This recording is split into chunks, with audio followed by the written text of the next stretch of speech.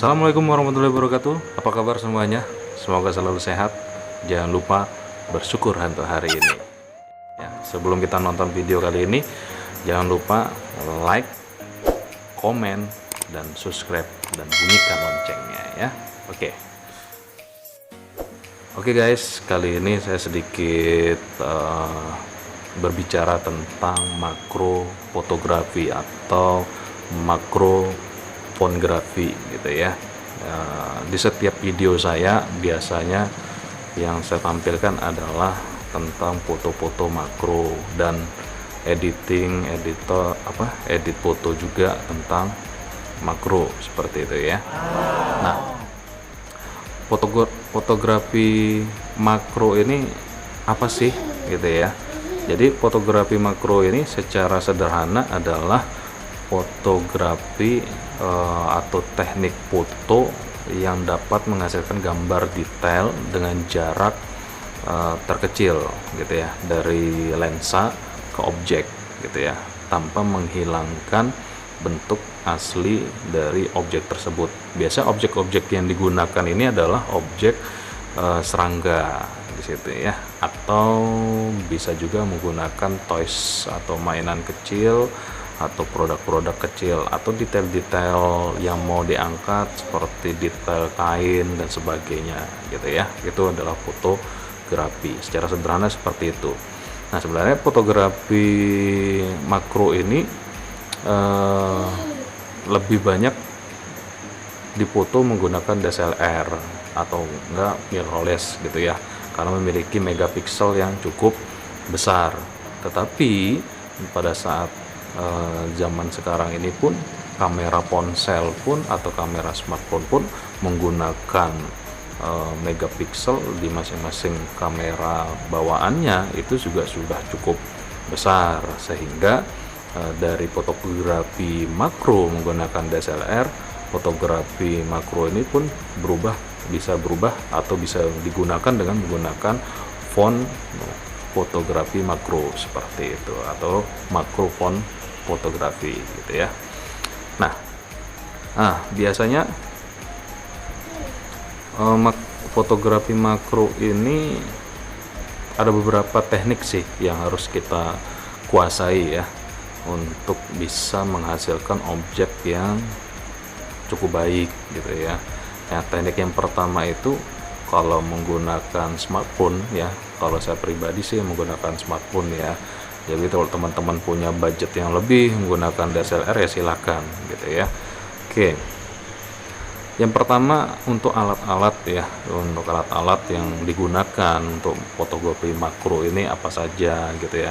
Yang pertama misalnya kalau menggunakan DSLR ya silahkan gunakan DSLR, atau menggunakan smartphone seperti saya gitu ya, menggunakan smartphone atau HP, itu yang pertama. Terus yang kedua bisa menggunakan lensa tambahan. Biasanya fotografi makro ini tidak dilihat dari megapikselnya atau besar kecilnya megapiksel di suatu kamera, tapi yang perlu diperhatikan adalah dilihat dari segi lensanya gitu ya, lensa apa yang dipakai gitu kan. Itu yang menjadi perhatian penting ketika menggunakan ketika mau foto makro seperti itu. Nah, jadi dua alat itu sangat penting. Terus alat penunjang yang lainnya adalah lighting. Nah, lighting ini sangat penting juga gitu ya untuk bagi teman-teman untuk fotografi makro, karena lighting ini juga bisa mengangkat detail-detail objeknya, bisa lebih kelihatan fokusnya seperti itu. Atau pada saat kan biasanya kalau kita fotografi makro itu di pagi hari gitu ya, atau dari jam 6 pagi sampai jam 9, nah rentang seperti itu kan cahaya matahari kan agak sedikit redup, jadi ya perlulah kita menggunakan lighting untuk mengangkat detail objeknya seperti itu ya. Kenapa sih fotografi makro itu harus dilakukan di pagi hari? Ya, kalau dilakukan di siang hari biasanya serangga-serangga itu sudah aktif kembali untuk aktivitas seperti biasa, atau bahasanya kalau di pagi hari ya dia masih tertidur dan masih ada embunnya juga gitu ya. Jadi untuk aktivitas geraknya pun serangga tersebut ya tidak terlalu bergerak leluasa seperti itu. Jadi masih bisa enak kita untuk foto seperti itu ya. Nah, jadi foto makro itu baiknya di pagi hari. Ingat, di pagi hari ya. Oke. Nah, ketika sudah kita memiliki 3 alat yang tadi, yang pertama kita lihat waktu untuk ketika mau foto makro. Nah, waktu yang tadi sudah saya jelaskan, usahakan di pagi hari ya, jangan di siang hari, ingat. Terus yang kedua adalah temukan objek yang pas. Nah, jadi teman-teman di sini bisa temukan objek yang pas. Objek yang pas itu yang seperti apa sih? Biasanya serangga-serangga yang pernah saya tampilkan di video sebelumnya gitu ya, bisa lebah, kupu-kupu, ulat gitu ya, bahkan flora seperti bunga itu juga bisa kita jadikan objek gitu ya. Jadi teman-teman juga bisa melihat ketika sudah mendapatkan objeknya yang tepat gitu ya. Jadi penting diingat untuk dilakukan sebelum memotret gitu ya. Ada baiknya teman-teman untuk membuat konsep. Nah, konsep ini sangat penting. Jadi jangan asal foto. Jadi teman-teman harus punya konsep. Nah, biasanya konsep ini bisa teman-teman lihat atau pelajari di Google gitu ya. Jadi di Google tuh banyak, bisa searching aja tentang foto makro dan modelnya seperti apa gitu ya, pingin kita seperti apa. Jadi teman-teman bisa lihat di sana gitu ya. Nah, dan usahakan foto yang diambil tampak natural ya, jangan berlebihan ya ketika edit ya terutama. Jadi kalau bisa natural mungkin, karena yang kita foto adalah alam gitu ya, atau dunianya serangga gitu ya, yang banyak orang tidak tahu bahwa dunia serangga itu begitu wow banget gitu ya. Oke. Nah, ketika sudah memotret objeknya atau sudah menemukan objeknya, nah teman-teman di sini bisa memotretnya dengan mode manual. Nah, jadi di settingan apa? Ada kucing ya. Jadi ketika di settingan smartphone ya teman-teman, teman-teman juga bisa setting dengan settingan manual.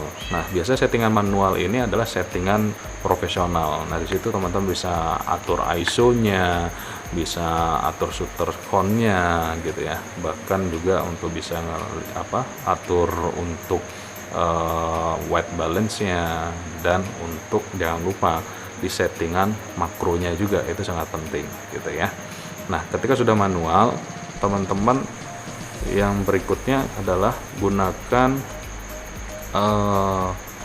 shoot ya, atau jepretan secara burst shooting gitu ya.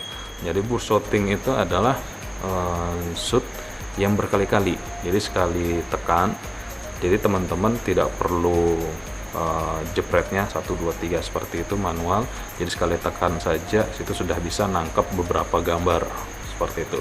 Nah, tujuannya burst shooting ini adalah agar objek yang kita foto ya, misalnya objeknya tidak bisa diam, jadi ketika kita shoot kita bisa mendapatkan beberapa kali potongan gambar, dan kita bisa memilih gitu ya, foto mana yang objeknya itu detailnya bagus seperti itu. Jadi teman-teman bisa milih gitu ya. Nah, ketika sudah menggunakan burst shooting ya, yang berikutnya adalah alat ya, alat lighting. Nah, lighting yang tadi di awal sudah saya jelaskan. Jadi lighting ini juga perlu untuk mengangkat detail objek yang teman-teman akan foto seperti itu. Nah, terus berikutnya teman-teman menggunakan ketika sudah selesai foto semua, teman-teman jangan lupa gitu ya, bisa teman-teman download aplikasi editing gitu ya.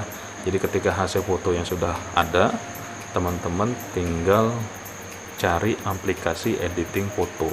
Nah, biasanya di sini yang saya gunakan adalah aplikasi editing Adobe Lighting, terus Snapseed, dan bahkan banyak sih fotografi makro menggunakan Facetune juga, dan PixArt, dan banyaklah aplikasi editing foto ini di Play Store. Jadi teman-teman bisa download di Play Store gitu ya. Biasanya sih kalau saya gunakan sih cuma 2 itu saja, jadi tidak perlu yang banyak-banyak, karena ya kalau saya pribadi sih ribet ya. Jadi 2, Adobe Lighting sama Snapseed. Jadi itu saja yang saya sering gunakan gitu ya untuk edit foto seperti itu. Nah, jadi ada beberapa hal yang tadi sudah saya jelaskan tentang foto makro untuk teman-teman semua ya. Jadi semoga bermanfaat untuk video kali ini. Kita sharing, berbagi saja tentang fotografi makro seperti apa.